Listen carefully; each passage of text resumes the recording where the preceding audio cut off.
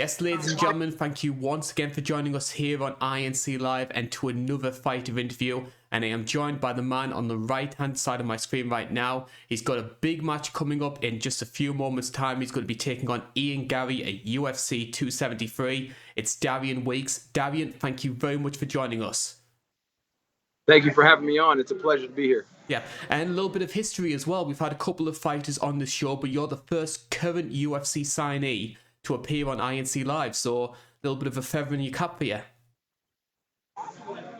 Well, yeah, that's a good deal. I'm glad that you guys decided to invite me, and maybe after this, you guys will start flooding the UFC with fighters that you'll have on here. Well, we certainly hope so. We do want to try and make the fighter interviews a more important part of the channel.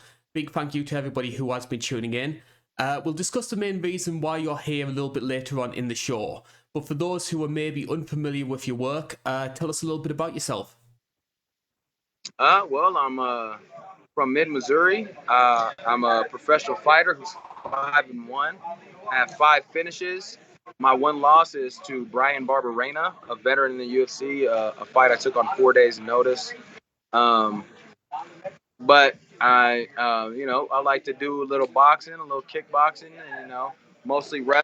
So I dabble in all of it. But I'm a person that is proud to be on the top level of fighting, and hopefully we can stay there for quite some years. We certainly hope so as well. I think the best place to start, of course, is the beginning. What was it that first got you interested in mixed martial arts? I was actually playing football for a college down in Missouri called Lincoln University, and I wanted to actually be a professional football player, but sometimes the first dream never works out. But I was dedicated and I was strong forward on becoming a professional athlete. Got introduced to MMA by a friend of mine in town who used to do it back when it came into the light, kind of in 2006. So I started doing some fights locally around town. Loved it. Was glad of the competition. So I've been doing it ever since. And you're from a real sort of hotbed when it comes to MMA as well. Missouri has had the likes of Michael Chandler, Tyron Woodley, Tim Elliott. Invicta have their headquarters over in Missouri as well. Why do you think it is that Missouri has become such a good place when it comes to mixed martial arts? Well, I think the number one reason is, it's called the Show Me State for a reason. If better than us, if you can outwork us, you got to show me. So I think everyone in Missouri kind of has that grind mindset. It's a big platform for wrestling. If anybody's ever done wrestling, you understand that wrestling is the most, strong-minded, hard body sport that you can do. So I feel like it stems a lot from that. And so, I mean, we just make sure that we show the rest of the world that we ain't no pushovers down here in the middle of the country.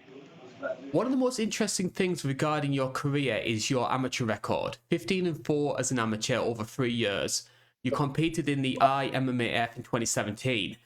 I find this interesting because I seem to find this is a real subject that comes up with a lot of the interviews I do. There's some fighters who really embrace the amateur side of the sport, and some that want to go pro straight away.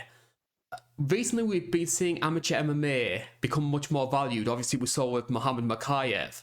A lot of his fanfare stemmed from his amateur record. What do you think's caused the change in attitude? Why do you think amateur MMA has become so much more respected in recent years? Well, I mean, amateur MMA, that's the beginning of everything. That determines where you go in the pros. That determines on what type of fighter you are. That determines, what kind of skill you obtain.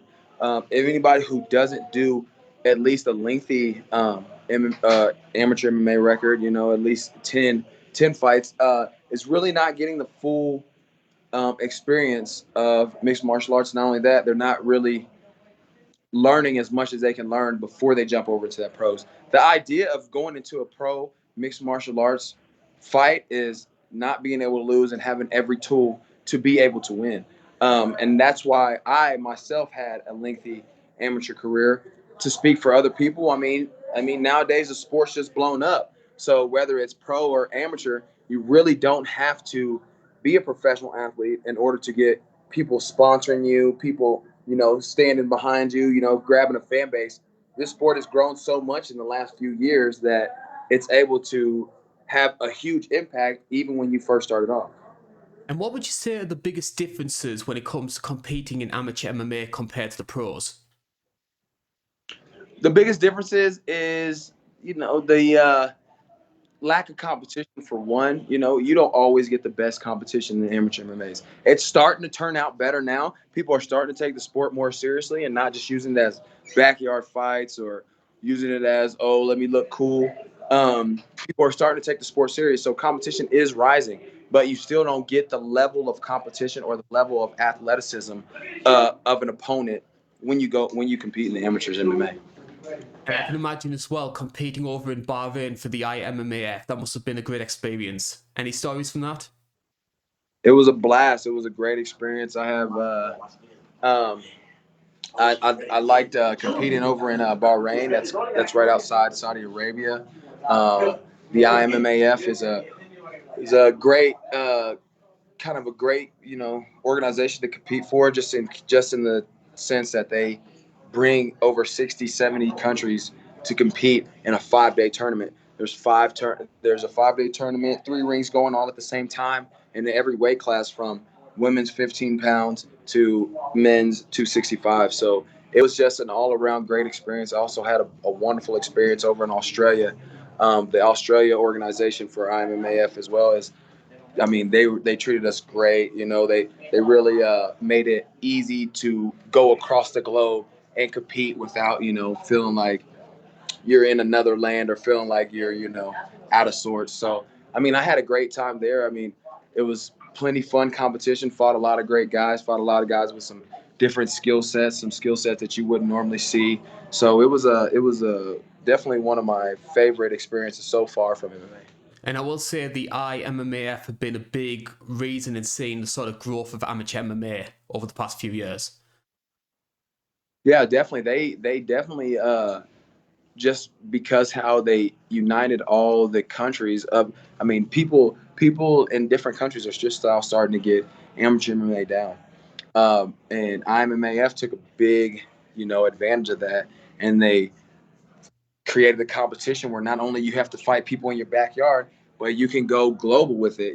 So they kind of made it taste like professional MMA without being a professional. You get that same experience that way when you're ready to rock it off to the next level. You've already got these same experiences that most of these guys in the pros have had, going over to different countries, having to take flights, getting the jet lag, having to come over the jet lag, having to eat different food from different countries to still maintain weight and still bring back all of your, hydration for the fight the next day. So I really feel like it's a huge difference maker from where amateur MMA has been, just to prepare you for what the next level is. And it certainly must have done a good job because we have 19 of these amateur fights. We come to 2019. What was it that made you say, I'm ready to go pro?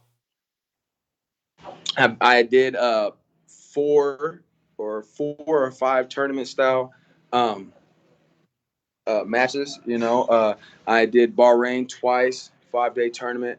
I did Nationals in the United States twice, 3-day tournament, and then I did Australia Open, which is also a 3-day tournament. So I really felt like I had gotten my feel from what the amateurs was going to provide. I saw my skill set, you know, improve tremendously. I knew that the only way to push myself even further is I had to get up out of this amateur ranks and start fighting people with, like I said, more athleticism.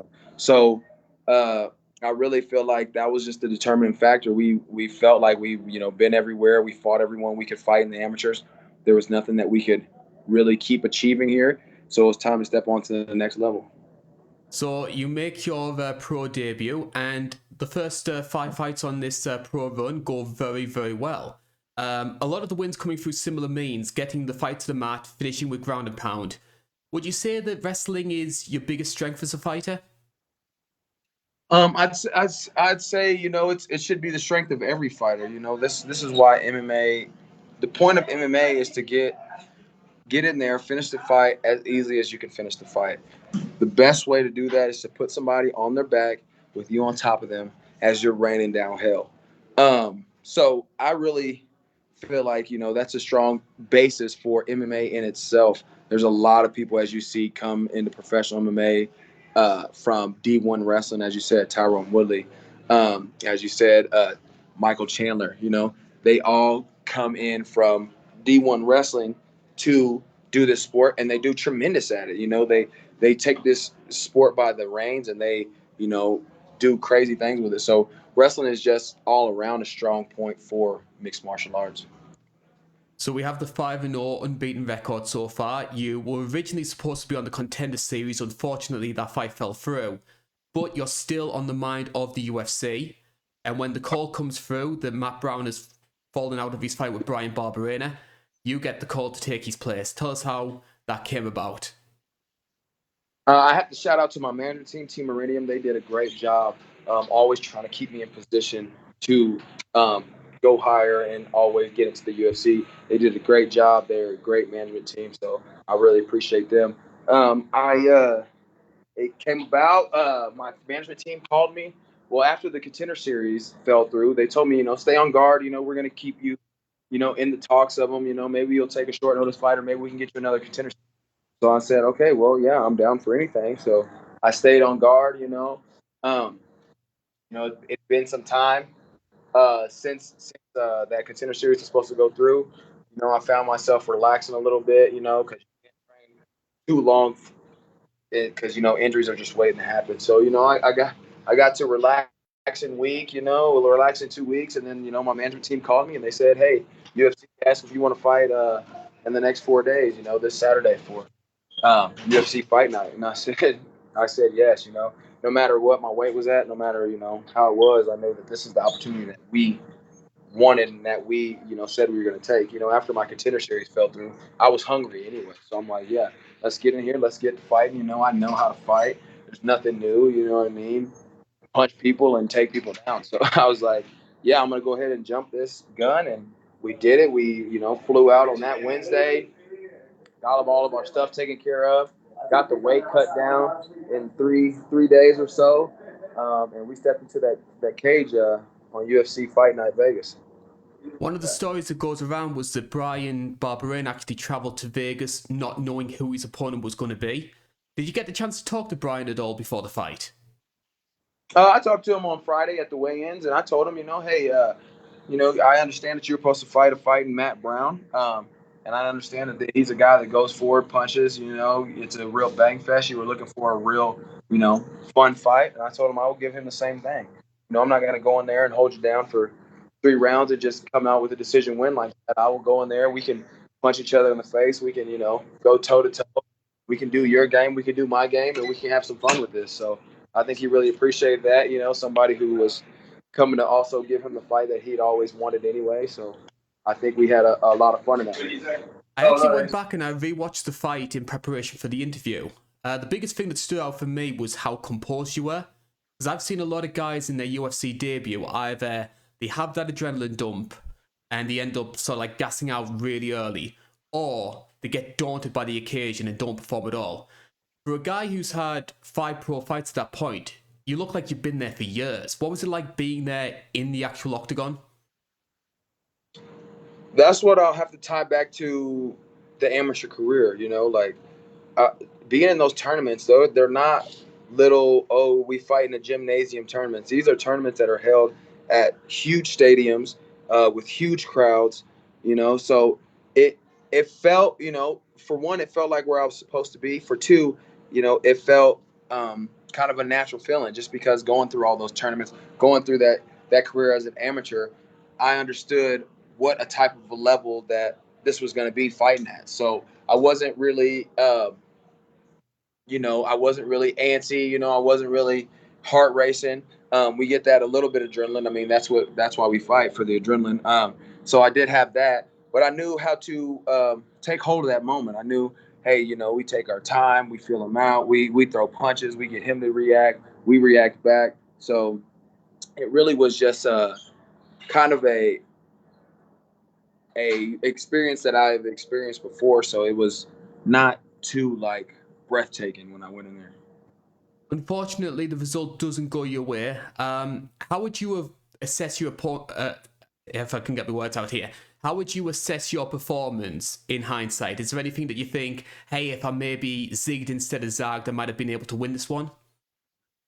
I think all around, my performance was horrible to me. I didn't get enough control on the ground. I didn't strike walking forward enough. I didn't counter when I should have countered. There's a lot of stuff that I could have blocked that I didn't block. So as of my performance, I give it about a C. So I mean, I definitely look to improve. And also, it was on 4 days' notice, and I feel like I gave myself just a little too relaxed mindset for that reason. So I freaking next time I step in the cage on 273, I mean, you'll see me with a full camp. You see me with all of my corners, prepared, everything, So it'll be a totally different performance than my debut. And you've volleyed that one up absolutely perfectly, because we're going to be talking about that fight right now. You must have done something right, though, because you're going to be back in the octagon, UFC 273, and you're taking on a guy who a lot of people are really hyping up as one of the next big things, Ian Garry, who, of course, he made his UFC debut at the Madison Square Garden card. Did you get a chance to watch Ian's debut? What did you think? Yes, I got a chance to watch it. He happened to walk off with the knockout, so that's always great in a debut. But I also, think that we can beat him. He wasn't flawless in his performance. There wasn't, an essence of, oh, this is greatness. So I don't really feel like it's an impossible task to beat him. We still prepared for him, 100%. Like we would prepare for any athlete. We make sure that we got, everything squared around, what he likes to do, what he doesn't like to do, and what we like to do and what we don't like to do. So we squared all that around in training, and we look to put on a great performance UFC 273. What do you think it's going to be like fighting in front of a crowd? Obviously, your UFC debut was back in the Apex. There were very few fans there. And you're going from 20 or 30 people watching you in the Apex to what could be 20,000 people over in Jacksonville. I feel like it's gonna be great. When you fight in front of a crowd, it's electrifying. It feeds you. What's up, my man?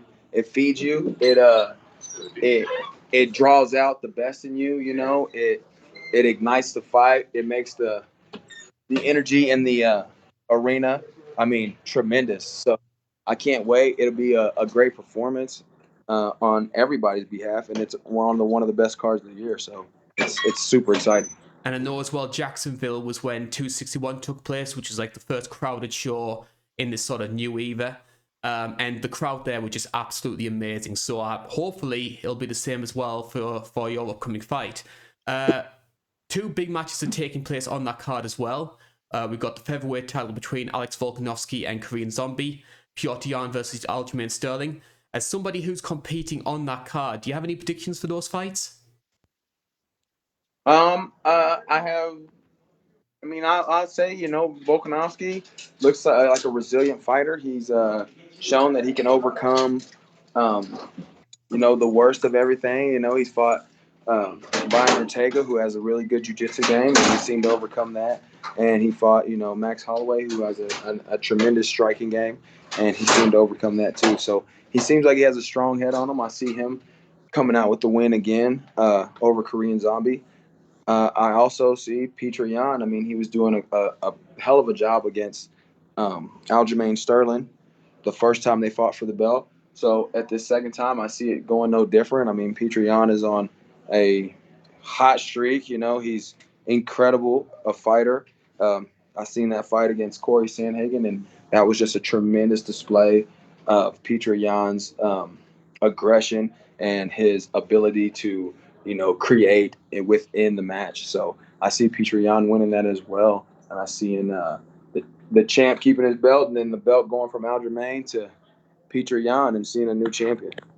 And finally, to wrap this up, you're obviously a very cutthroat fighter in the cage, but I've been told you're pretty good at another kind of cutting. Apparently, you're a pretty decent barber. Yeah, definitely. That's a business I started up. I've been cutting hair for about 15 years. I used to do it in college, in high school, and just transferred over to, making a business out of it. They say, the best thing to do for a job is something that you do good, and it's something that you love. So I managed to turn that into a business, and it's been pretty good. It's been pretty good. So I went ahead and made some money with that, and it's the best thing to do, to own my own business, because now I can take my career into my own hands as well with MMA, because I kind of have control of my schedule. I don't work for somebody who tells me, when to clock in, when to clock out. So it keeps me able to still have as many practices and as much freedom as someone who only does MMA full time, while still making a great living with the business I have back home. I should have given you a call. I went for my haircut a couple of days ago. The price was extortionate. Yeah. Wow. I bet. What, you pay like what, $40 for a haircut? That's what people are charging now. I live in a small town, so I don't charge people more than 25. But it is haircutting has gotten super famous with social media and all that, bringing it back to life. So people have charged out of the woods for some crazy cuts. I have to say, Darian, thank you very much for joining us. I know we've been to and fro in between ourselves trying to get this one arranged, and I have to say the patience was worth it. It was an absolutely fantastic interview, and I think everybody here at INC wishes you the very best of luck for a week on Saturday. Thank you, sir, and I look forward to talking to you guys again. Thank you for having me on. It was a pleasure, and I'm glad we got to match up our schedules. And thank you guys for the support. And we will go do our thing at UFC 273 and talk to you after the next one. Certainly so, and thank you very much as well for tuning in over at home. This has been the INC. My name's been Karl Bainbridge. That's been Darian Weeks. Best of luck to Darian for UFC 273, and hopefully you will tune in again for another fighter interview. Bye-bye for now.